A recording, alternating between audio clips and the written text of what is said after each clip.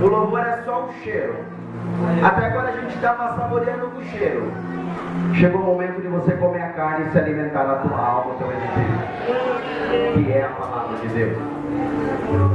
Ezequiel 47, do versículo 3. A seguir, quem encontrou me confirma dizendo amém. Amém. Diz assim a palavra de Deus: saiu aquele homem para o oriente, tendo na mão um cordel de medir, e mediu 1000 côvados, e me fez passar pelas águas que me dava pelos tornozelos, e mediu e me fez passar pelas águas que me davam pelos joelhos, e mediu mais 1000, e me fez passar pelas águas que me davam pelos lombos, e mediu mais 1000, e era um ribeiro que eu não podia atravessar, porque as águas eram profundas, águas que se desviavam, passavam a nado, deviam passar a nado, ribeiro pela qual não se podia passar. O 6. E me disse: viste, filho do homem?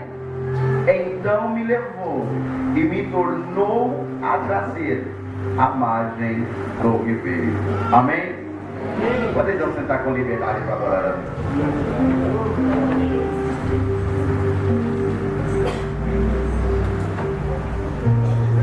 Amados irmãos, quando a missionária aquele que nos convidou, na pessoa do pastor, ela me passou esse tema e enriqueceu meu coração de felicidade, porque nos dias atuais, por onde a gente passa, por onde a gente vai, congresso, convenções, encontros, e normalmente o tema é o quê? Só avivamento, prosperidade, bênção. E nos dias atuais estão fugindo de uma necessidade para as igrejas. Eu louvo a Deus pelo anjo da igreja e o departamento que escolheram um tema que acredito eu e tenho uma convicção que veio do céu para nossas vidas nos dias atuais, porque há uma necessidade dentro das igrejas, dentro da nossa vida, dentro do nosso viver cotidiano. Eu observando esta palavra, quero que você interaja comigo.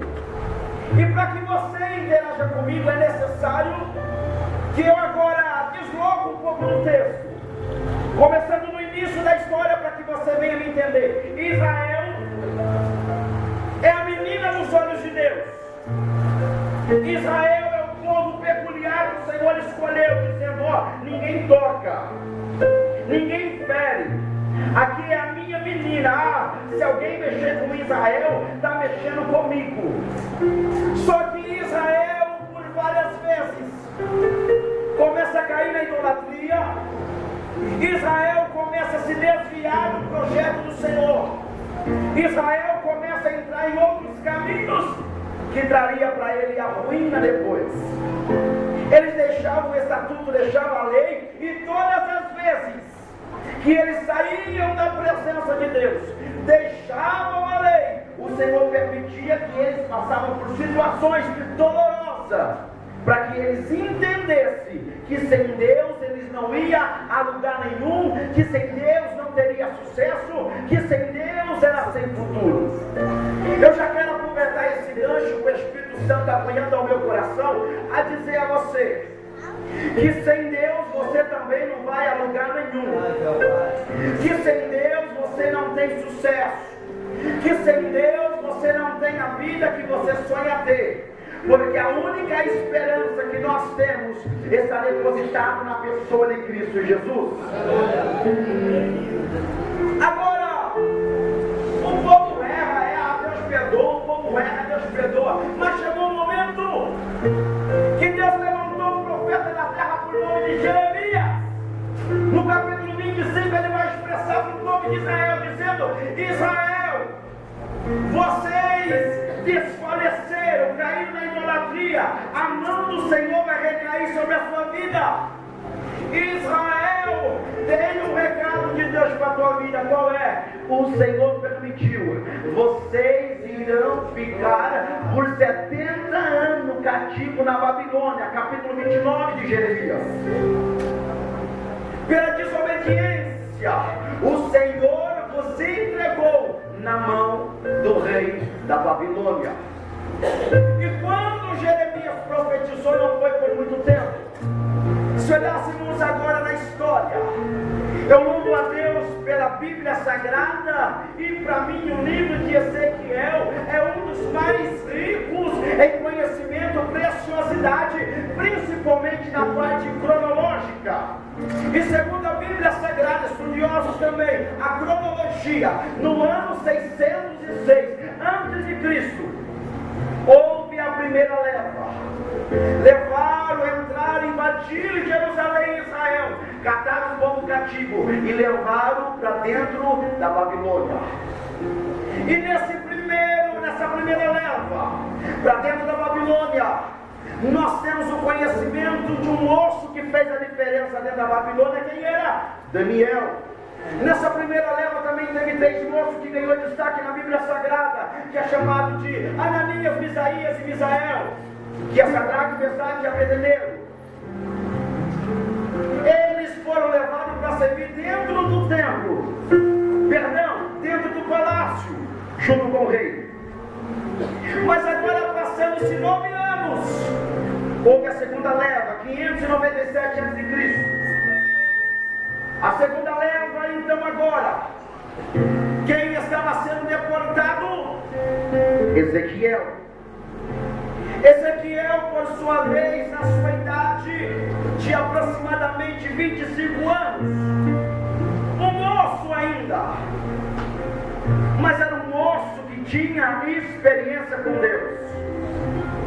Ele não foi levado como Daniel para servir dentro do palácio, ele já foi levado para o campo, dentro da Babilônia, mas do lado norte, próximo ao ribeiro. Foram levados juntamente com ele mais de 10.000 cidadãos, presos dentro da Babilônia, no cativo, pela desobediência. E quando agora ele está na Babilônia, o Senhor quer levantar, porque o Senhor precisava de alguém que profetizasse uma palavra verdadeira. Ainda antes que houvesse a terceira leva para dentro da Babilônia, que seria em 586 a.C., Deus agora toma Ezequiel. Ezequiel ficou por 5 anos dentro da Babilônia. Aos 30 anos o Senhor chamou. E uma das preciosidades que eu vejo no capítulo 2 do livro de Ezequiel, o Senhor chamando ele, dizendo: filho do homem. Quando Deus está dizendo filho do homem para Ezequiel, ele está dizendo: ô moço, que eu conheço a tua vida, ô moço, que eu sei o teu passado, o teu presente, até seu futuro. Quando está dizendo filho do homem, está dizendo: ô alguém que eu te conheço por dentro e por fora, a intenção do pensamento, do coração. Filho do homem, como a restante da profecia, põe-te em pé, que eu falarei contigo. Por que essa palavra? Eu entendi, presbítero Gilson. Quer dizer que Ezequiel estava deitado numa rede, ou ele estava deitado embaixo de uma árvore, o Senhor mandou ficar de pé? Não.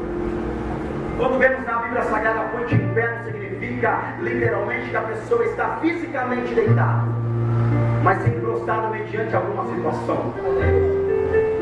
Ezequiel havia perdido a esposa. Ezequiel sabia que o templo que adorava a Deus já não existia mais, porque havia sido destruído. Ezequiel sabia que a linhagem sacerdotal que vinha da sua família, porque a Bíblia diz que seu pai era sacerdote, ele sabia que para ele já não ia dar mais. E o que eu vejo nessa história, sabe qual é? É que a linhagem família é sempre assim.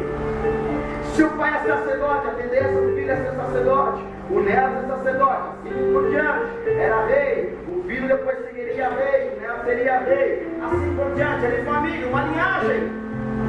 Ele era uma linhagem sacerdotal, tinha tudo para ser um grande sacerdote. Ele tinha estudado para ser um sacerdote, mas chega Deus dizendo: filho do homem, o que eu tenho para você é outros planos que você ainda não sabe.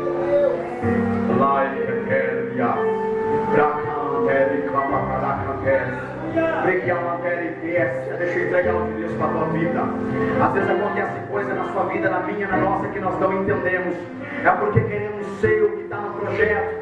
É porque queremos ser o que está ligado com a família. É porque queremos ser o que sonhamos ser. Nem sempre o que sonhamos ser é o que o Senhor quer. Mas eu digo para você que hoje Deus vai te levantar na face da terra para fazer a diferença. Ele conta com você, minha irmã. Ele conta com você, meu irmão. Ele conta com você. Filho do homem, põe-te em pé, que eu falarei contigo. Ezequiel estava arrebentado com a circunstância que havia acontecido. Ele estava prostrado mediante os problemas. E Deus disse para mim falar com você: levante-se, para de prostrar mediante o problema, e você saberá que eu sou Deus na face dessa terra. A palavra de Deus hoje não é diferente para a tua vida. A palavra é essa: põe-te em pé. A palavra é essa: põe-te em pé. A palavra é essa: põe-te em pé, que o Senhor vai falar com você. Eu não ouço a voz de Deus. Põe-te em pé. Faz tempo que eu não sinto a presença de Deus. Põe-te em pé. Eu não sei qual é o chamado. Põe-te em pé. Maior do que o teu problema é quem quer falar com você, meu filho. Maior do que o teu problema é quem quer falar com você. E hoje Ele te manda: põe-te em pé. Põe-te em pé. Põe-te em pé. Essa palavra, mas nem em pé não suporta se você se colocar de pé na presença dEle. Mas não há sangue de bode, nem galinha preta, nem obra de macumbaria que suporta. Se você ficar de pé, a tua vida muda, a tua história muda, a tua casa muda, seu ministério muda, essa palavra dele é séria, tudo muda se você ficar de pé. Filho do homem, põe de pé, que eu quero falar com você. E agora Ezequiel começa a entender o que o Senhor quer fazer na vida dele. Ezequiel começa a ser orientado pelo Espírito de Deus a fazer a vontade que o Senhor quer. E o que me chama a atenção é que Deus chama Ezequiel num particular tão glorioso, que ele diz para Ezequiel: você só vai falar quando eu mandar. Se eu não mandar, se for na boca, se não fala nada. Havia outros profetas dentro da Babilônia que foram levados cativo junto com Ezequiel, que dizia para o povo: nós temos que se vingar da Babilônia. Não, Deus está me falando que nós temos que sair daqui agora. Vamos rebeliar, vamos fazer alguma coisa. E Deus não estava falando nada. Pastor, permita-me fazer essa expressão. Muitos lugares que tenham passado, é tanta ladainha, é tanta profecia fraca, é tanto movimento de barulho, que na verdade de Deus não tem nada. Mas eu louvo a Deus porque aqui é uma igreja estruturada na palavra de Deus. Eu louvo a Deus porque aqui tem homem, tem mulher, tem profeta de verdade. Eu louvo a Deus porque aqui é uma igreja santa. Eu já vi pessoas dizendo: Deus falou isso, Deus falou aquilo, e na verdade Deus não falou nada, pura emoção. E é por isso que muitos estão se acabando, se arrebentando com palavras faladas que não foi Deus. Mas Deus disse: Ezequiel, ainda que profetize errado, eu te chamei para fazer a diferença na face da terra. Diga, pai, diga comigo: Deus me escolheu. Voz de profeta, Deus me escolheu. Voz de profeta, Deus me escolheu para fazer a diferença na face da terra.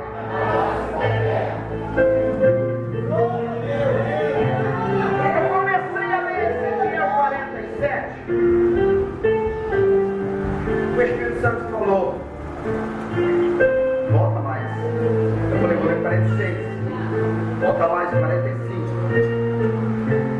44. E fui até chegar no 40.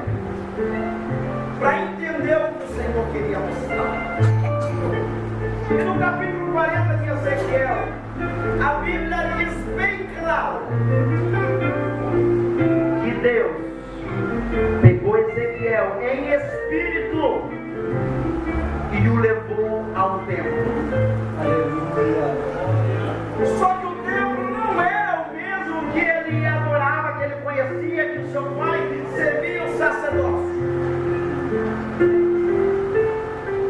Aquele templo que ele vê agora, que passo a passo o varão vai mostrando em cada detalhe.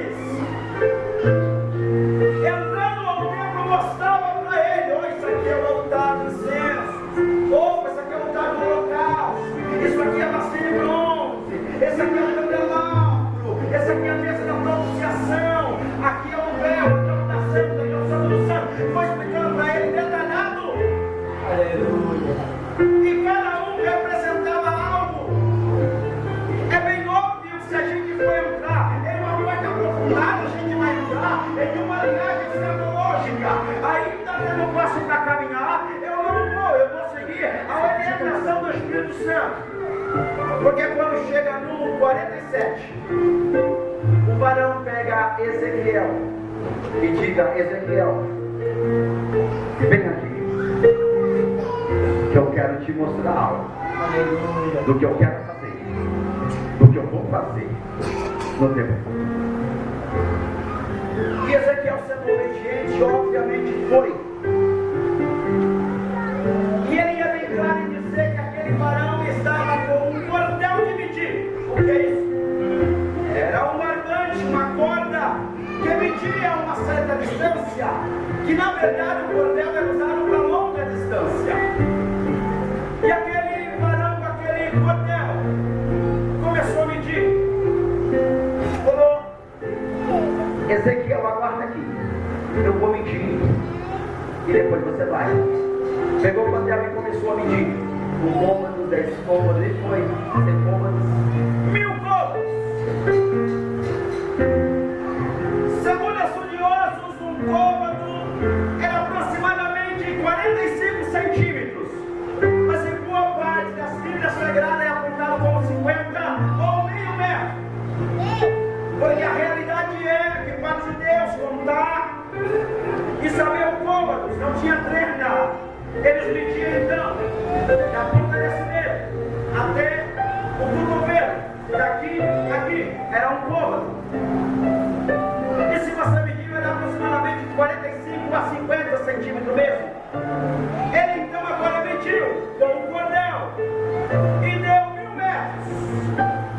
Perdeu 1000 côvados, aproximadamente 500 metros. E disse: você está vendo essas águas, Ezequiel? Águas que saem debaixo do trono de Deus, que desce, que está correndo sobre essa cidade. Eu estou vendo. Ezequiel, entra nessa água. Ezequiel agora começa a experimentar o chamado de Deus para a vida dele. Ele só foi entender depois. Mas quando o mestre disse: entra na água, Ezequiel, ele entrou. Se você quer entender o chamado de Deus para a tua vida, entra na água hoje. Se você quer entender o que Deus quer fazer na tua vida, entra na água, entra no ribeiro hoje. Ezequiel agora ele entra no ribeiro. E ele é bem claro para expressar na leitura que nós fizemos que quando ele entrou nos primeiros 1000 côvados, a água dava no tornozelo. O que é isso? Fala de uma estrutura. Quando Deus quer levantar alguém, não levanta alguém dizendo: ó, mergulha, já no fundo não. Começa degraumente. É por isso que é interessante a escala de obreiro, não é? É membro, cooperador, diácono, presbítero, evangelista, pastor. O chamado eclesiástico é degraumente. O chamado que Deus tinha na vida dele era degraumente também, dizendo: entra. Em nenhum ponto eu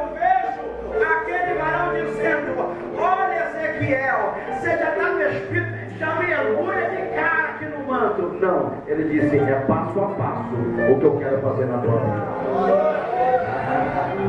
O que Deus vai fazer na tua vida, Ele já começou o primeiro passo hoje sobre a tua vida. Enai Keterias, da Camatala Toqueira Brasséria, Brigionelli Iglesia Dari Clabrassária. Oh meu filho, eu não vim da minha cidade aqui a passeio. Eu não vim aqui pela consideração aos amigos e obreiros. Eu não saí da minha casa para caçar Pokémon em 2 córregos. Eu vim trazer uma palavra profética que Deus vai levantar a crente para o lugar mais alto. Deus vai catar a crente dizendo, eu vou te levantar, eu vou te levantar, eu vou te levantar, eu vou te levantar, eu vou te levantar. Hoje você vai entender o chamado de Deus para a tua vida. Eu vou te levantar. Aleluia. Esse aqui eu entro, com você, no arma fala estrutura. Não tem como construir uma casa sem um alicerce primeiro. Se tiver algum pedreiro aqui que descontraria, pode manifestar. Não tem como fazer uma casa sem estrutura. Começa do início. Porque você pode fazer um castelo, uma mansão, o que você quiser. Se não tiver estrutura, não começar de baixo, cai. Rebenta. A prova disso é os obreiros, pastores. Não é assim que muitos entram empolgados, achando que está podendo, que é a bola da vez, dizendo, oh, hoje é meu momento. Aquela explosão de fogo e palha. Dali a pouco o pastor vai achar ele no culto de ensinamento, não dá. Dali a pouco o pastor procura ele na escola dominical, não dá. Dali a pouco o pastor procura ele em uma reunião marcada, não dá. Faltou estrutura. Crente estruturado está no culto para abençoar a obra de Deus. Eu estou pregando doutrina de ordem pastoral, é teológica. Começa na estrutura. Porque senão desaba. Outro dia, chegou um moço, reconciliou na minha igreja, pastor. Reconciliou e disse, agora é o momento. E ele vai para o monte, ele orava, era o retetendo para nascer. Não deu uma semana, foi batizado com o Espírito Santo. Que glória! Dali a pouco, não deu 15 dias, ele chegou na minha pessoa, dizendo, irmão Jesus, eu recebi uma bênção de Deus. Veio o profeta e me entregou, confirmou o que Deus falou para mim. Eu falei, varão, vamos divulgar aí, passa esse manto para mim do que aconteceu. E ele disse, olha só, eu recebi 9 dons espiritual antes no monte, 15 dias na igreja. Eu falei, amém, varão. Faz 30 anos que eu estou na igreja, eu recebi 2. Você está 15 dias, amém. Deixa Deus te usar. Não estava nem liberto ainda. Cheirava uma farinha ainda. E estava com o nome então. Por pouco ele apontou Paulo. Por pouco teria que aumentar tipo de tom na Bíblia Sagrada para cumprir o que profetizaram para ele. Ah, não deu 2 meses. Pum, caiu. Até hoje desnorteado. Não tem estrutura. Se o crente não estiver alicerçado na palavra de Deus, não começar do início, a decepção é muito grande. Mas eu tenho certeza que se você ainda não entrou na água, hoje Deus está te chamando para entrar. Hoje Deus está te chamando para uma profundeza espiritual. Eu vejo Deus catando o crente e levando para patamares mais altos. Porque quanto mais Ezequiel afundava, mostrava que Deus estava exaltando ele na terra. Quanto mais você afundar nas águas do Espírito hoje, mais Deus vai te levantar nessa cidade, mais Deus vai levantar o teu ministério, mais Deus vai fazer a diferença sobre a tua vida. Ezequiel estava com a água no tornozelo. O varão agora disse, espera um pouquinho. Você já tem uma estrutura. Você já está com as águas no tornozelo. E parece que eu vejo agora o varão passando para ele o que está em 2 Pedro, no capítulo 3, dizendo, crescei no conhecimento e na graça. Crescei no conhecimento e na graça. O varão chegou até Ezequiel pegou o cordel. Ezequiel! Vem. Vai, Ezequiel. Glória a Deus. Deixa eu entregar o de Deus. Hoje tem um varão dizendo para você, minha filha. Deus, glória.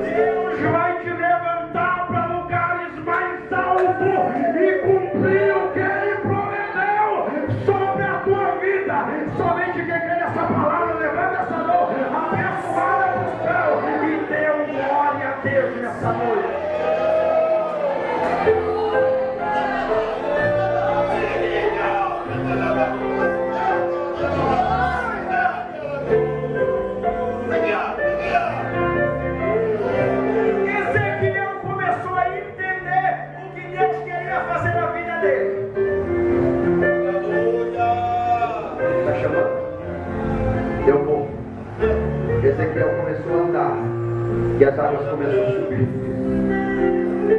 Em nenhum momento o varão pegou e disse assim: vem, Ezequiel, dá sua mão, eu vou levar você. Você pegou, vem, Ezequiel, eu vou te levar. Não, ele disse: vem. Você nem entendeu, eu vou te explicar. O que Deus quer fazer na tua vida, eu não vou fazer nada, não tem jeito.